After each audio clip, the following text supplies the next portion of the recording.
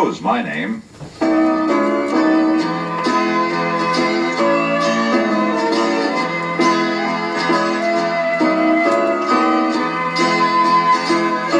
Like you, I'm a professional parts salesman for an international harvester dealer. Most mornings about this time, I'm getting ready to sell. I begin by taking a good look at myself. Not just my looks, although that's important, but my mental attitude too. A positive attitude is contagious. Customers are less likely to say no when my whole personality is saying yes. Sometimes I have to almost force a smile, but just doing it will affect my mood. There's nothing phony about psyching up to sell. After all, the goals of our department and our customers go hand in hand. Using sales techniques, I can best serve the needs of my customers and my employer. The purpose of my selling is to help customers make purchase decisions. I don't try to force people to buy anything. This just backfires and results in unhappy customers and lost sales. There's a world of difference between forcing and helping. The key is the way customers are approached and motivated to buy specific items. Just think how you like to be treated when you go out to buy something, and I think you'll find this is true. Sales readiness includes knowing the features and benefits of the products we sell and how they're used. IH provides us with parts manuals, new product flyers, and SuperCom programs so that my product knowledge stays fresh and current. And don't forget the servicemen we serve every day.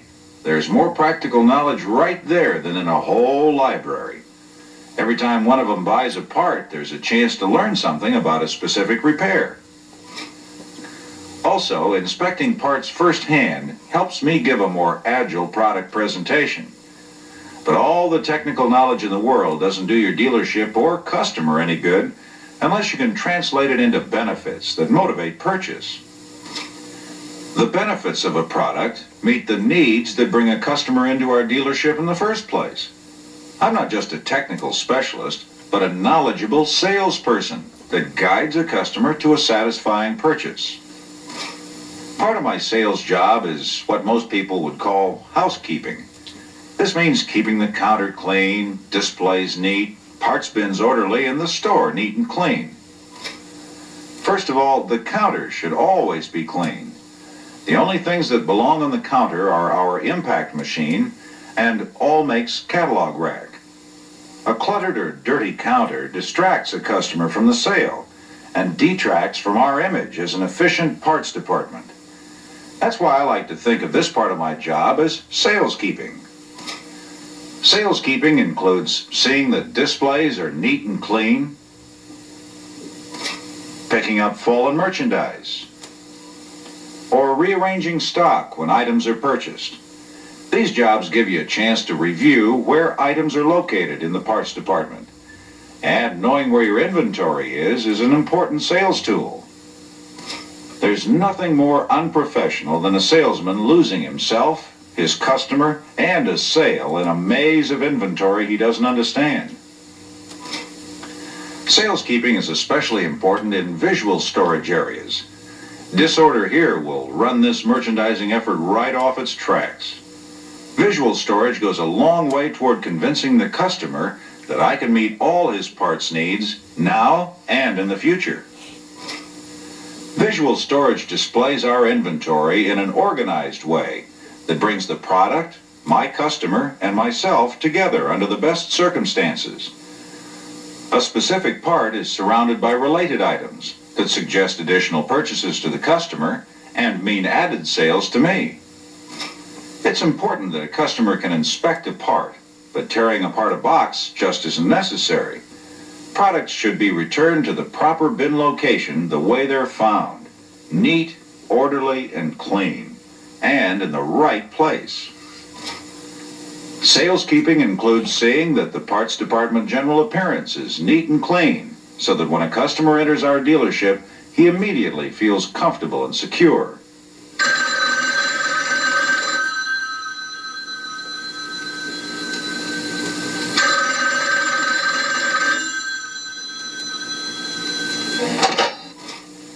Murray IH Parts, Terry speaking. No, sir. Nick's out of the store right now. May I ask who's calling? Is there something I can help you with, Dave? That's a 20-inch fiberglass fan for an International TranStar, part number 410992C2. Okay, how about the spacer and bolts? Fan belt okay? All right, Dave, can I put you on hold? It'll just take a second. Hello, Dave. Thanks for waiting. Yes, we got him. By 1 o'clock? No problem. Okay, Dave, thanks for calling. Goodbye. Okay, what did you notice first? Murray IH Parts, Terry speaking. Terry says the name of the dealership first and then his name. And he said it with a smile. That's important, since it makes your voice actually sound friendly.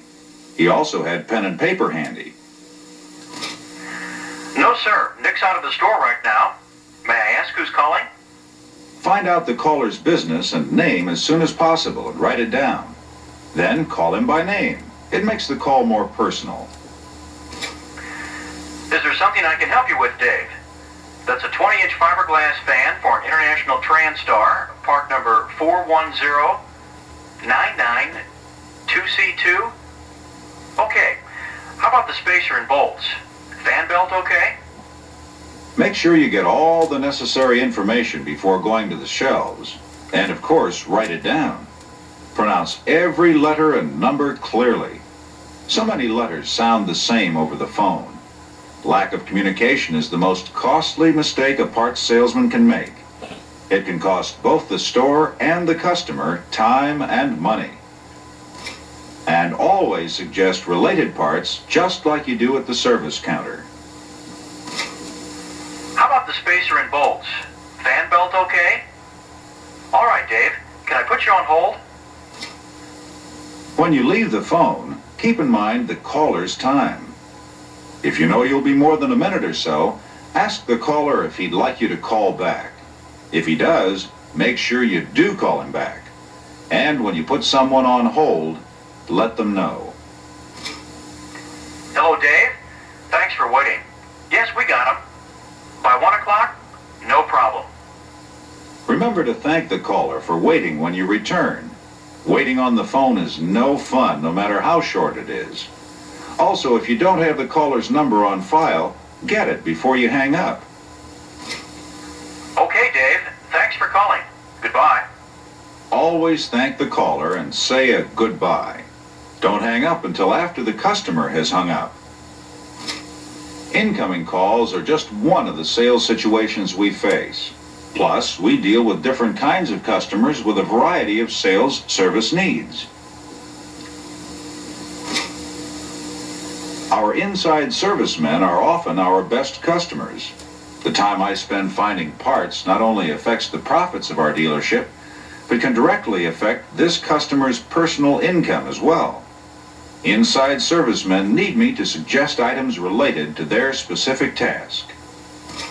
Fleet owners, garage owners, and other dealers have professional needs similar to our inside servicemen, but must be sold on our ability to supply the parts and services they want.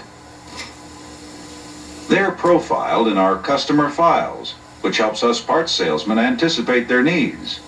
Outside service customers and independent servicemen are open to related parts sales, suggested featured items like Mr. Fleetwright specials. Our individual retail customers can present the most creative sales situations. We know less about him and his needs when he first enters the dealership, and may have to use a variety of selling techniques to turn this customer into a parts buyer. These sales techniques include qualifying the customer, presentation of product, overcoming objections, and closing the sale. The first step is to greet the customer in a friendly and reassuring way so that you can ask the questions you must ask to help meet his needs. You can start by introducing yourself. Hi, how are you doing today? My name's Terry. What can I help you with, George? Qualifying is the art of asking questions that help you and the customer identify his needs for specific products and services. You must ask questions relating to product needs, and you may have to establish authority to buy and ability to pay, especially if the customer is new and not in the customer file. But qualifying is mostly just asking questions to find out the customer's interests. You need plugs for a 72 Lodestar? What engine is that, George? They're right over here. Is that your own truck? While most customers will come directly to the counter, it's important to lead them into display storage areas where they can be exposed to our full range of parts, displays, and specials. How's your gas mileage? It sounds like you could use a general tune-up. Here's your plugs. How about a cap? Points and condenser okay? You should replace your rotor. You've had trouble with starts too? With your starting and fuel problems, you should think about installing electronic ignition. We carry a Fleet-Rite electronic ignition kit that's easy to install and nearly maintenance-free. It will mean better gas mileage, easier starts, and less frequent tune-ups for you. I've got one here. By thoroughly asking questions, you can find other product needs. Products that can turn a $10 ticket into a $100 invoice. Terry's stressing benefits to overcome his customers' resistance to this new product. But through qualifying, he has already found out the need for it. Qualifying helps the customer recognize his needs that weren't consciously part of the reason he came into the store in the first place. But once pointed out to him, he's grateful for your assistance, which has saved him time and, in the long run, money. The Fleet-Rite trigger wheel and sensor install easily in the distributor, replacing the points and condenser. There's no dwell or gap to set. The wiring harness is color-coded, so there's little chance of error in hookup. Installation won't take you any longer than your conventional tune-up. Yes, it will cost you more now, but with the fuel savings and fewer tune-ups, it will save you money in the long run. Plus, an electronic ignition will increase the productivity of your truck. Shall I add it to your ticket? By restating his customer's objection to the initial investment and then emphasizing product value over the costs, Terry's ready to close the sale. He uses two sales techniques to do it. Shall I add it to your invoice? This is an assumptive close. Terry's assuming that the customer has decided to purchase and is ready to close. Don't try to close, however, unless you're sure the customer's interest in the product is at a high point. Also, Terry started invoicing as soon as he could. This is called a physical close. The customer already feels like a commitment to buy has been made once the parts salesman has started printing the invoice. If you have any questions during installation, just give me a call. And when you need help in the future, just let me know. Thanks, George. Immediately after buying, the customer has doubts. Was the purchase a wise one? An attitude of helpfulness is reassuring. Also, letting the customer know that you want to continue serving him makes him feel that the interest you've shown already is real. Remember, never try to force sell a customer. An unhappy customer won't buy. Speaking of unhappy customers, how about the angry customer? The professional parts salesman knows how to turn an angry customer into a buyer. First of all, you've got to hear the customer out. Complaining is a kind of safety valve, and if you try and stop it up, you're asking for trouble. Besides, listening gives you time to figure out how you're going to deal with a complaint. And if you listen carefully, you might pick up a problem that the customer isn't bringing out into the open. The worst thing you can do is lose your own temper. You may win an argument, but you'll surely lose a customer. Other customers in the store aren't exactly going to be impressed either. If the complaint is about a defective part, explain the manufacturer's warranty that covers it. There's no need to apologize for your store's policies. They're fair.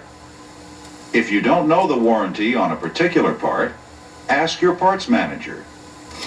And if you've made a mistake, admit it and apologize. It may not calm down a real angry customer, but he'll think better of you after he's calmed down. A lot of people expect to be hassled when they return a part or have a complaint. Show them that you're really concerned. Stay positive. Treat them with courtesy and solve their problem. Then you can make a limited sales pitch, like pointing out a featured item. A most creative sales situation is calling regular customers that do their own maintenance work, like fleet operators and independent garage owners. They should be called regularly to ensure that they have certain items in stock and to make sure they buy from you. Outside calls take some planning. Using customer profiles to check their purchasing history, you can anticipate what items your customers may be low on and what services they may need. Your sales message should be limited to one product or service and planned in advance. By checking our advertising plans, I know about next week's special, which I can use this week to develop future sales. My customers like it because they can take advantage of the sale, and at the same time our dealership profits increase from their business. Selling efforts should be devoted to the sale of fleet right and all makes items, as well as international parts. Hello, Ben. This is Joe Sidran of Murray International. How are you today? Notice I say my name and then the name of our firm, and with a smile. How's your golf game holding up these days? Once you put him in a friendly mood, your prospect will be more receptive to listening to your sales message. Ben, what kind of batteries are you using these days? How old are they? What kind of starts did you get this winter? Don't be afraid to ask probing questions over the phone. It's the only way you can find out if your customer really needs your product. After you've found your buyer's needs, deliver the sales message. Ben, I think I can save you some money. We just got in a new fleet-right maintenance-free battery that'll cut down the number of batteries your diesels need from 4 to 3. That's right. It'll not only cut battery costs, but reduce service costs, last longer, and cut weight from your battery boxes. Notice I begin the message by stressing benefits. Okay, how many would you like to try? Okay, how's tomorrow? By the way, we're having a special next week on filters. I'm sure you've got some lube jobs coming up. Fine, talk to you then. Thank you, Ben. Goodbye. Product literature.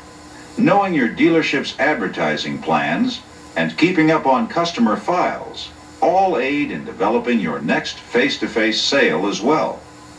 Obviously, salesmanship has many parts.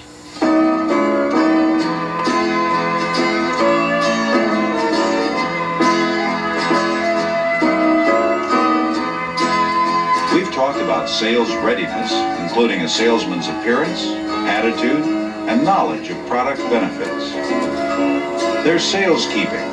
Don't forget to always keep the counter clean and neat. Knowing who your customer is can help you fill his needs. And sales techniques help you provide better customer service and increase sales.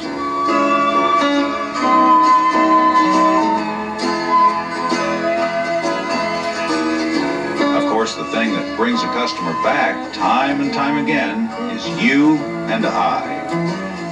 International Harvester Dealers, professional parts salesmen. Our friendliness, know-how, and service through selling is what a customer wants and needs. Professional parts sales is what customer service is all about.